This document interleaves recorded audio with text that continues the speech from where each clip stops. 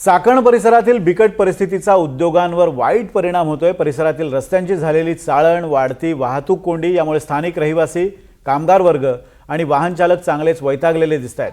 त्यामुळे कंपन्या साताऱ्यातील खंडाळा MIDC मध्ये स्थलांतरित होण्याच्या तयारीत आहेत। या संदर्भात व्हॅली असोसिएट्सच्या पदाधिकाऱ्यांशी बातचीत केली आमचे प्रतिनिधी राहुल तपास यांनी। आपल्यासोबत नीरा व्हॅली असोसिएशनचे सर्व पदाधिकारी आहेत। या ठिकाणी आपण त्यांच्याशी बातचीत करणार आहोत। सर, काय सांगाल तुम्ही? या ठिकाणी एक आनंदाचं एक वेगळं वातावरण तुमच्या माध्यमातून तयार होताना पाहायला मिळते, काय सांगाल? नीरा व्हॅली इंडस्ट्रियल असोसिएशनचा मी अध्यक्ष म्हणून दत्तात्रय ढमा माझं नाव आहे। आम्ही ह्या सर्व परिस्थितीकडे अत्यंत पॉझिटिव्हली बघतोय। आम्ही या सगळ्या इंडस्ट्रीचं इथं मनापासून स्वागतच करणार आहे आणि यासाठी आम्ही नीरा व्हॅली इंडस्ट्रियल असोसिएशनच्या वतीनं आणि मार्फत आम्ही आजपर्यंत या सर्व गोष्टींच्यावरती इंडस्ट्री वाढण्यासाठी व असणाऱ्या इंडस्ट्रीला मदत होण्यासाठी आम्ही काम करतोय।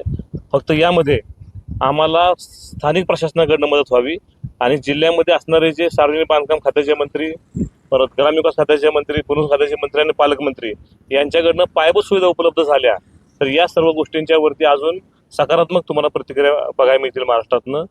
सातारा जिल्हा हा जागेमध्ये काही प्रॉब्लेम नाहीये। आमच्याकडे खंडाळा फेज 1, फेज 2, फेज 3 जागा मुबलक आहे, रस्ते चांगले आहेत, लोकल प्रशासन जे आहे ते अजूनही पूर्णपणे सहकार्य करत आहे।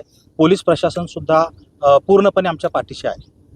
तुम्हाला वाटतंय का की चाकणची जशी परिस्थिती बिघडली तसं काय महामार्ग आहे मधून जाणारा, तर त्याच्यावरती काय परिणाम होऊ शकतो आणि त्याच्यावर इतर काय तुमच्या म्हणणं? त्याच्यावर नक्कीच परिणाम होणार आहे, याची आपण दक्षता राखलीच पाहिजे।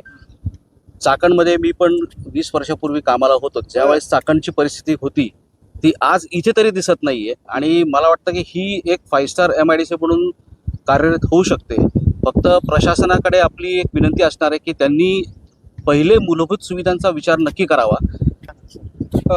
खंडाळा औद्योगिक वसाहत टप्पा नंबर 1, 2 या दोन्ही वसाहतीमध्ये सध्या मूलभूत आणि पायाभूत सुविधा उपलब्ध आहेत। मुबलक जागा आहे तरी आम्ही चाकणमधील इंडस्ट्रीचं प्रथमतः इथं स्वागत करतो।